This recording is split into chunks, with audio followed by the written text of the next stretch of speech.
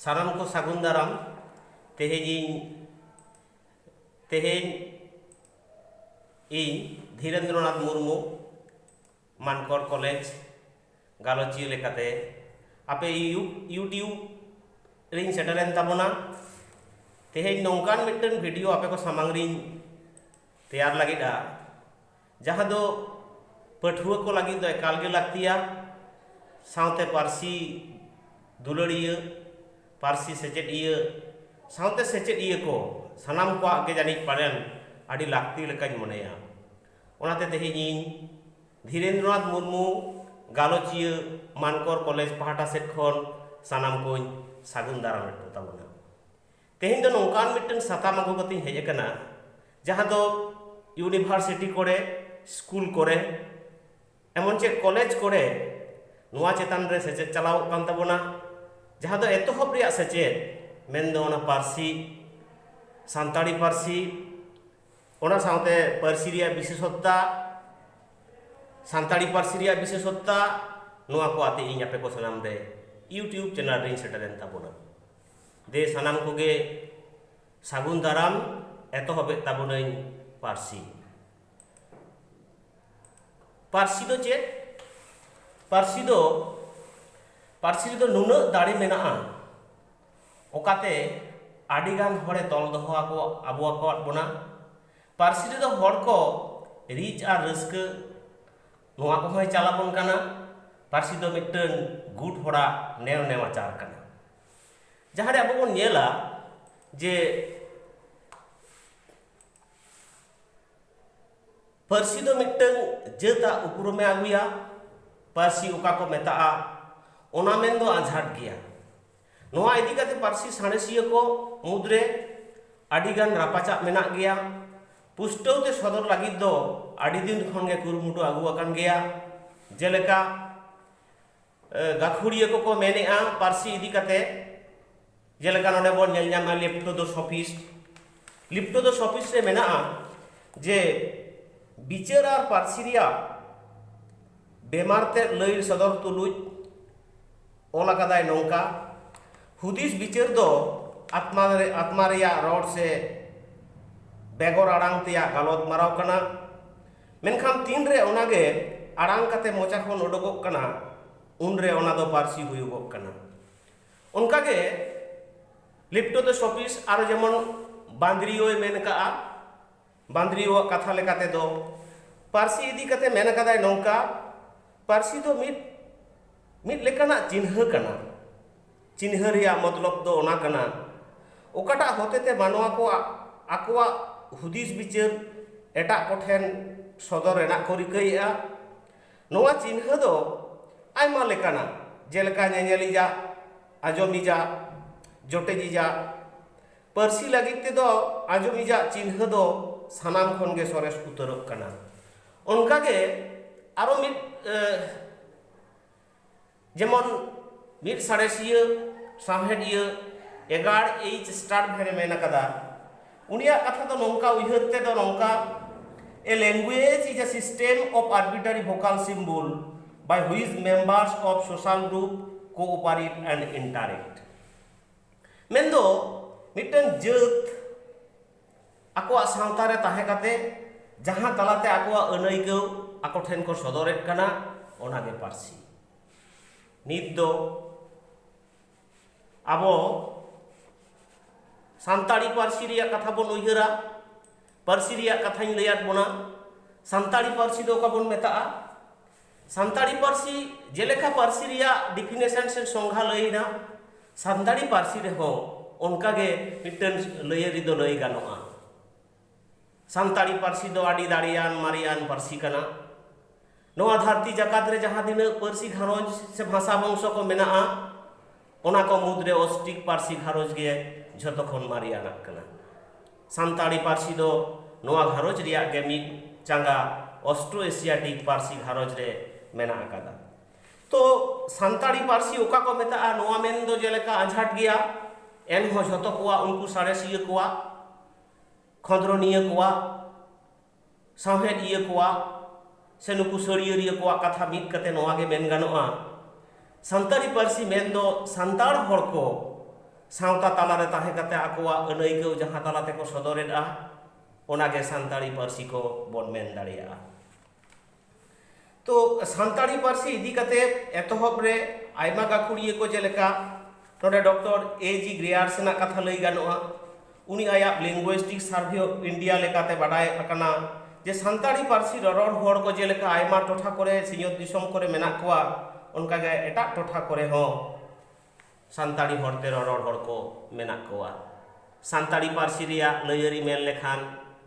आबो सान्ताड़ी पार्सी रिया विशेषता कथा को हो हिजुआ। जेलेका पहिले रेगा ओना पार्सी जहां लई के पार्सी रिया विशेषता हो बोन न्यामा चेलका विशेषता बेन दो ओना मिटन टेबिल लई लेखान टेबिल रे चेक को आबो बोन नेल न्यामेत कना चेक को बोन लई लेखान टेबिल रिया आबो चिन्ह बोन साब रकाबा उनकागे पार्सी रिया विशेषता हो चेक चेक बाडाय लेखान पार्सी रिया विशेषता आबो बोन बाडाय दाड़िया। जहां दुरीब रिया गे जेलेका विशेषता को मेना उनकागे पार्सी रिया हो आयमा विशेषता को मेना। मिद दो लई गानोआ पार्सी रिया सगै दो पार्सी रिया सगै दो मानमी साव गे ताहेना।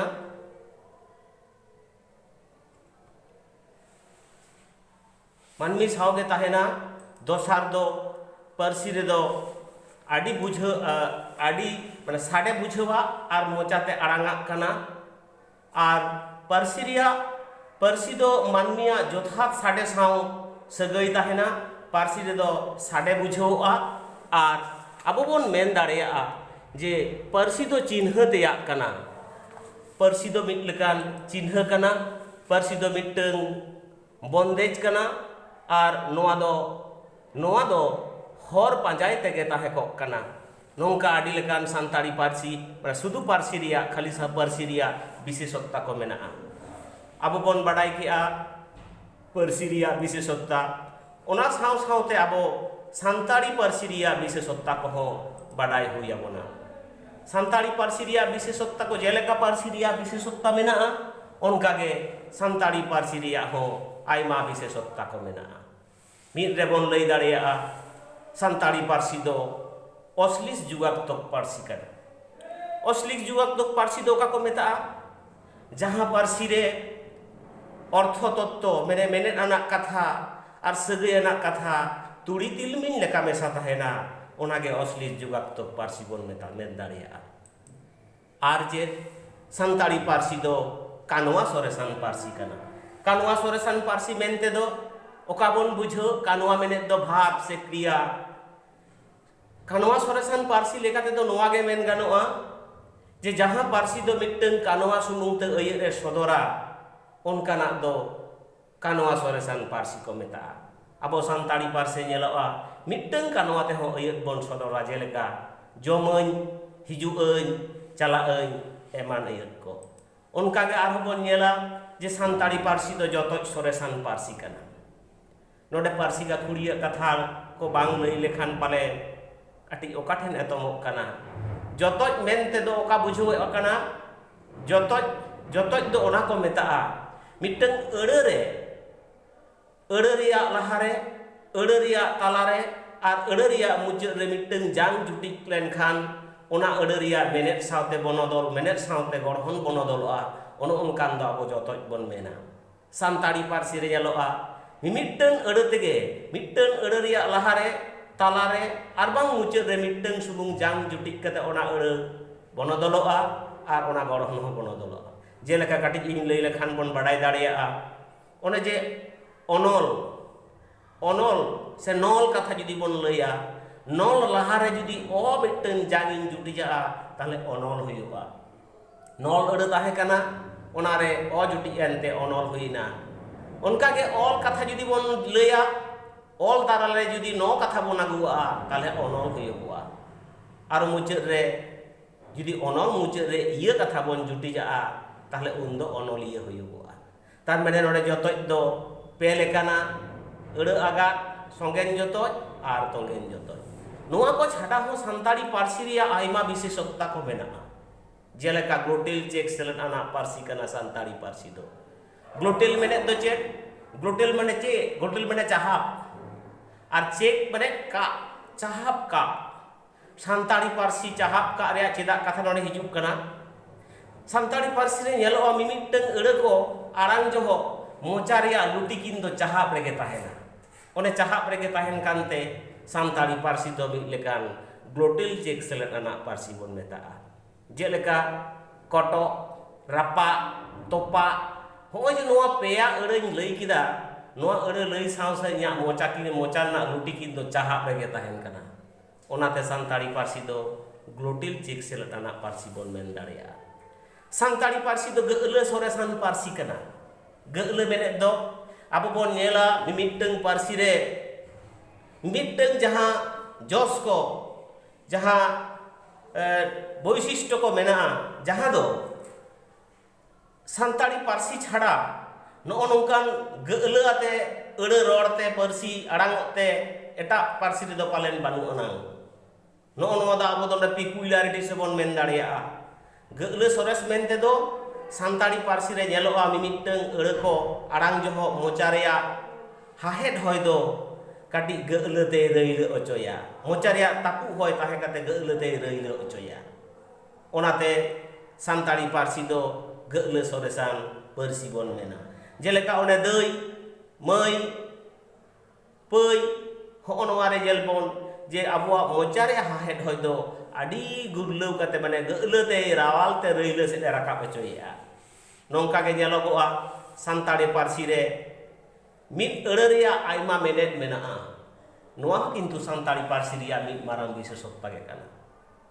santari parsi re nyelogoa je mitten eure lei lekhan adi amda menet e potel ocoyet kana celeka one mitten jom katha lei lekhan jom rea menet adi amda hoyogoa jemon kotok lapet melot catok maser no nongkan aima katha ko santari parsi re nyel nyamoa khali ki noa ke sumu santari parsi ria aima bisesokta ko aro mena'a jeleka santari parsi do one jiwian ko bin jiwian ko alak ko kanware ko bhaw lagatoa jeleka aro santari parsi re do jeleka unku kora janang rup bonodol saw-sawte santari parsi re do kanwa rea rup bang bonodoloa kati nodeng lei toraya jeleka hindi parsi re bon nyela kuri calak kana korai calak kana mid ge bon rorea mekhan kuri calak kana hindi te lei lekhan do ladki ja rahi hai ar ladka ja raha hai ho node janang rup jokhon aru pherak kana menkhan janang rup aru pheraw saw-sawte santari parsi rea kanwa rea rup te do bang aru pherak kana no nongka bon nyela santari parsi rea aima bisesokta ko mena'a আর নোয়া বিশেষত্ব খাতের গে সান্তাড়ি Parsi দনিত সিজত দিসম রেয়া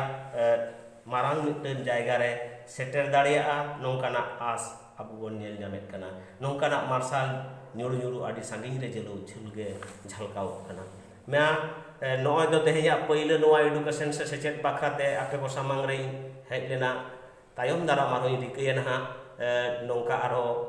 YouTube ᱛᱟᱞᱟᱛᱮ ᱟᱯᱮ ᱠᱚ ᱥᱟᱢᱟᱝ ᱨᱮᱧ secet idi katein galmarawa teheny do inkege ma sanam koge johar saute sahau ge johar